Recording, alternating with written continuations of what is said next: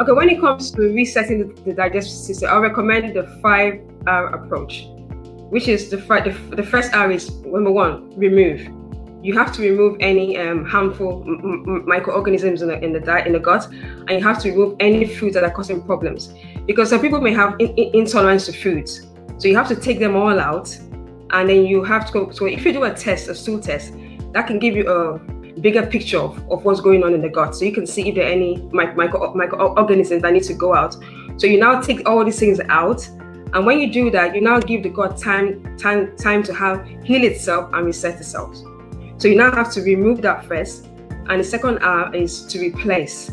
So normally the gut produces digestive enzymes which helps to digest the food.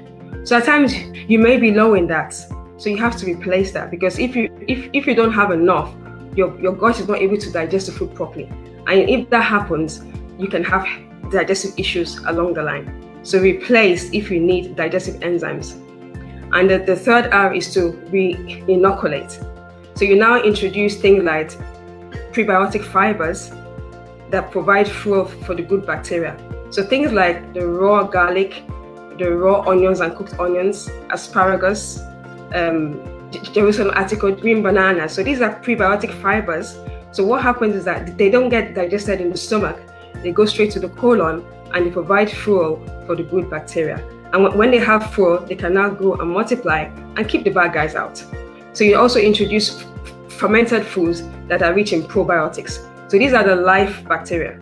So you remove, you replace, and you re-inoculate. And the next R is to repair. So in case, because if your diet is full of problem food and if you have any harmful microorganism, that may have damaged your gut lining.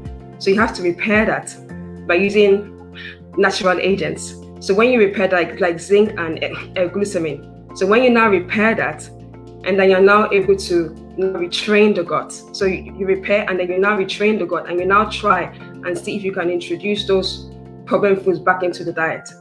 So if you follow that R approach, you have to remove first, you have to replace, you have to repair, and you have to re-inoculate, and you have to retrain. So you have to follow that procedure first, so you can now reset the gut.